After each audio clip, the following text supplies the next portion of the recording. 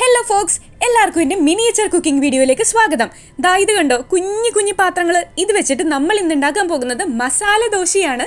അപ്പോൾ അതിനായിട്ട് ദോശയുടെ മാവ് നമ്മൾ തലേ ദിവസം തന്നെ സെറ്റ് ചെയ്യില്ലേ, അതായത് 3:1 റേഷ്യോ എന്ന് വെച്ചിട്ട് രാവിലെ തന്നെ പച്ചരിയും അതിൽ ഉഴുന്നു 4-5 ഉലുവയും കൂടി ഇട്ടിട്ട് കുതിർത്താൻ വെക്കും അല്ലേ. അതുപോലെ തന്നെ നമ്മൾ ഇവിടെയും ചെയ്തിട്ടുണ്ട്. അപ്പോൾ ബക്കറ്റിലാണ് ഇവിടെ വെള്ളം എടുത്തിരിക്കുന്നത്, കാരണം കുഞ്ഞു പാത്രങ്ങൾ കൊണ്ടുള്ള കുക്കിംഗ് അല്ലേ. അങ്ങനെ ഒരു 6-7 മണിക്കൂർ കഴിഞ്ഞപ്പോഴേക്കും നമുക്ക് കുതിർന്ന് വന്നിട്ടുണ്ട്. ഇനി നമുക്കത് അരച്ചെടുക്കാനായിട്ട് കുഞ്ഞ് ഒരൽ നമ്മളുടെ കയ്യിലുണ്ട്. ഇതിന് ഒരൽ തന്നെയാണ് പറയണമെന്ന് തോന്നുന്നു, ഒരലല്ലേ? എന്തെങ്കിലും ആവട്ടെ. അല്ല, ആട്ടുകല്ല് അത് ശരിയാ. ആട്ടുകല്ലിലിട്ട് അരച്ചെടുത്തു. കുഞ്ഞ് ആട്ടുകല്ല് കാണാൻ നല്ല രസമില്ലേ? അപ്പോൾ ഒത്തിരി നേരം നിങ്ങൾക്കിത് കാണുമ്പോൾ തന്നെ മനസ്സിലാവും, ഈ കുഞ്ഞാട്ടുകല്ലിട്ട് നമ്മൾ അരച്ചെടുക്കുക എന്ന് പറഞ്ഞു കഴിഞ്ഞാൽ നടക്കുന്ന പരിപാടിയല്ല, നടപടിയാവില്ല. അതുകൊണ്ട് തന്നെ ഞാൻ എന്ത് ചെയ്തു, ബാക്കിയൊക്കെ ഞാൻ മിക്സിയിലിട്ട് അരച്ചു കേട്ടോ. എന്നിട്ട് ഞാനത് ഇവിടെ കൊണ്ട് ഒഴിച്ച് കാണിച്ചതാണ്. എങ്ങനെയുണ്ട്? അങ്ങനെ ആട്ടുകല്ലിൽ ഉണ്ടായിരുന്ന നമ്മളുടെ ദോശമാവ് നമ്മൾ വേറൊരു പാത്രത്തിലേക്ക് മാറ്റുവാണ്. നമ്മളുടെ ആവശ്യത്തിനുള്ള ദോശമാവ് ഇത്രയും മതിയാവും എന്നാണ് എനിക്ക് തോന്നുന്നത്. ഇനി നമ്മൾ എന്താ ചെയ്യുക, ഇനി നമുക്ക് പൊട്ടറ്റോ കറി ഉണ്ടാക്കാം, അതായത് മസാലക്കറി.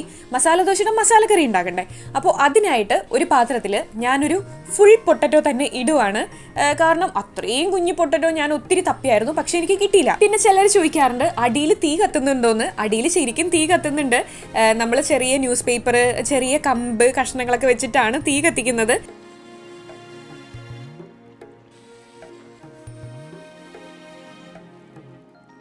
അങ്ങനെ ഉരുളക്കിഴങ്ങ് വേവിച്ച് വേറൊരു പാത്രത്തിലാക്കി. ഇനി നമ്മൾ ചീനച്ചട്ടി വെച്ചിട്ട് എണ്ണ ഒഴിച്ചിട്ട് അതിലേക്ക് ജീരകം, പിന്നെ പരിപ്പ് ഇട്ടിട്ട് ചെറുതായിട്ടൊന്ന് കളർ മാറി വരുമ്പോഴേക്കും അതിലേക്ക് നമ്മൾ ഉഴുന്ന് പരിപ്പിട്ട് കൊടുത്തു. അതും ചെറുതായിട്ടൊന്ന് കളർ മാറിയാൽ മതി കേട്ടോ, ഒത്തിരി നേരം അങ്ങനെ കളർ മാറണ്ട. സാധാരണ ഈ കടുക് വറുക്കാറുണ്ട്, പക്ഷേ എനിക്ക് മസാല ദോശയിൽ കടുക് വറുക്കുന്നത് ഇഷ്ടമല്ല. അതുകൊണ്ടാണ് ഇത്രയും സാധനങ്ങൾ മാത്രം ഞാൻ ചെയ്തത്. എന്നിട്ട് അതിൻ്റെ കൂടെ ഒരു 2 പച്ചമുളക്, കുഞ്ഞു പച്ചമുളക് കുനുകുനാ അരിഞ്ഞതിട്ട് കൊടുത്തു. കൂടെ വേപ്പിലയും കൂടി ഇട്ട് കൊടുത്തിട്ട് നന്നായിട്ട് ഇളക്കി യോജിപ്പിച്ച് കൊടുത്തു. ആ മസാല ചെറുതായിട്ടൊന്ന് നിറമാറി വന്നപ്പോഴേക്കും നമ്മളതിലേക്ക് ഇഞ്ചി, വെളുത്തുള്ളി, സവാളയൊക്കെ ഇട്ട് കൊടുക്കുക. എന്നിട്ട് അത് ചെറുതായിട്ടൊന്ന് മൂപ്പിച്ചെടുക്കുക. ഒത്തിരി സവാള ഒന്നും മൂപ്പിച്ചെടുക്കാറില്ലല്ലോ നമ്മൾ, ഒരു ലൈറ്റ് ബ്രൗൺ ഗോൾഡൻ കളറൊക്കെ ആവാറുള്ളൂ.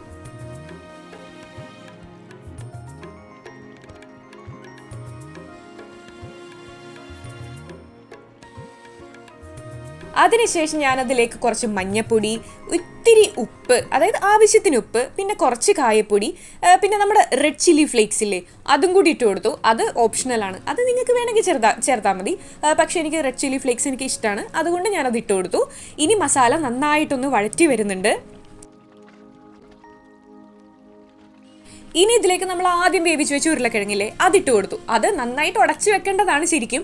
സാധാരണ നമ്മൾ അങ്ങനെയൊക്കെയാണ് ചെയ്യാറ്. പക്ഷെ ഇതിലേക്ക് മാഷ് ചെയ്യുന്നത് നിങ്ങൾക്ക് കാണണ്ടേ, അതായത് കുഞ്ഞു കുഞ്ഞായിട്ട് ഉടയുന്നത് നിങ്ങൾക്ക് കാണണ്ടേ. അതിന് വേണ്ടിയിട്ടാണ് ഞാൻ ഈ ചീനച്ചട്ടിയിൽ വെച്ച് തന്നെ ഉടക്കുന്നത്. അപ്പോൾ ഇതിൽ വെച്ച് തന്നെ നമ്മൾ ആ കുഞ്ഞു സ്പൂൺ കൊണ്ട് തന്നെ നമുക്ക് അങ്ങനെ കുത്തി കുത്തി കുത്തി ഇളക്കി എടുക്കാമല്ലോ. അങ്ങനെ അത് മാഷ് ചെയ്ത് കഴിയുമ്പോഴേക്കും നമുക്കിനി വേറെ പാത്രത്തിലേക്ക് പകർത്തണം. അപ്പോൾ അതിനായിട്ട് വേറൊരു കുഞ്ഞു പാത്രം കൂടി എടുത്തു. ഇനി അത് ഞാൻ ഇതിൽ നിന്ന് അങ്ങ് പകർത്താൻ പോവുകയാണ്.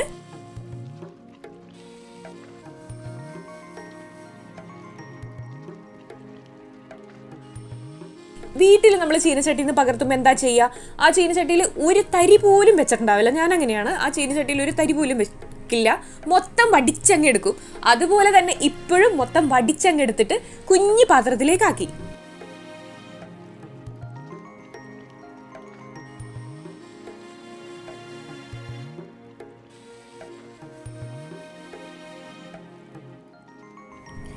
ഇനി ഈ ഒരു ചെറിയ ഹോൾഡർ കണ്ടോ, നമ്മളുടെ കയ്യിലൊക്കെ തീപ്പൊള്ളലാവാതിരിക്കാനായിട്ട് നമ്മൾ സാധാരണ തടത്തുണി വെക്കാറില്ലേ, അതിന് പകരമായിട്ട് നമ്മൾ ചെറിയ ഹോൾഡേഴ്സ് ഉപയോഗിക്കില്ലേ, അതിന് വേറെ എന്താ പേര് പറയാമെന്ന് എനിക്കറിയില്ല.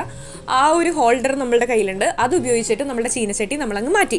എന്നിട്ട് ദോശപ്പാൻ വെക്കുവാണ്.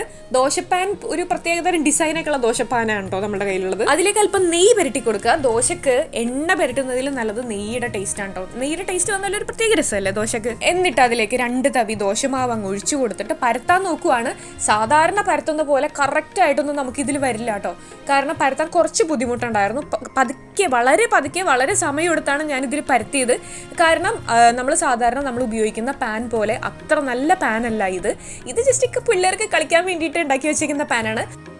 ഇനി ഞാൻ കുറച്ചുകൂടി നെയ്യ് ഒഴിച്ചു കൊടുത്തു. അത് നെയ്യ് ഒഴിച്ചത് വേറെ ഒന്നും കൊണ്ടല്ല, നമ്മൾ ചട്ടവും കൊണ്ട് കുത്തിയെടുക്കുമ്പോൾ പെട്ടെന്ന് കിട്ടണമല്ലോ. ഈ ഒരു പാൻ ഞാൻ ആദ്യം കുത്തിയിട്ട് വരുന്നുണ്ടായിരുന്നില്ല, അപ്പം അതിന് വേണ്ടിയിട്ടാണ് ഞാൻ മുകളിൽ കുറച്ചുകൂടി നെയ്യ് ഒഴിച്ചു കൊടുത്തത്. അങ്ങനെ ഈ ദോശയിലേക്ക് നമ്മൾ ആദ്യം ശരിയാക്കി വെച്ച മസാല ചേർത്ത് കൊടുക്കുവാണ്. ഇപ്പോൾ മസാല പ്ലസ് ദോശ മസാല ദോശ ആയി കഴിഞ്ഞു. ഇനി ഇത് കുത്തിയെടുക്കുന്നത് കുറച്ച് ടാസ്ക് ആയിരുന്നു കേട്ടോ. ഞാൻ കുറച്ച് സമയം എടുത്തു, പതുക്കെയാണ് പൊക്കിയെടുത്തത്. പക്ഷേ എന്നാലും പൊക്കിയെടുക്കാനായിട്ട് കിട്ടി. ആർക്കെങ്കിലും വീട്ടിൽ കുക്കിംഗ് വീഡിയോസ് ഇതുപോലെ മിനിയേച്ചർ കുക്കിംഗ് താല്പര്യം ഉണ്ടെങ്കിൽ ചെയ്ത് നോക്കിക്കോളൂ കേട്ടോ. നല്ല രസമാണ് ഇതുകൊണ്ട് കളിക്കാനായിട്ട്. ഇത് ഞാൻ വാഴലയിൽ വിളമ്പാന്ന് വിചാരിച്ചിട്ട് എൻ്റെ അച്ഛനെ വിട്ടിട്ട് ഒരു വലിയൊരു വാഴല ഞാൻ പറപ്പിച്ചുകൊണ്ട് വന്നു. എന്നിട്ട് അച്ഛൻ ചോദിച്ചു എന്നോട് എന്തിനാണ് ഇത്രയും വലിയ വാഴലയെന്ന്.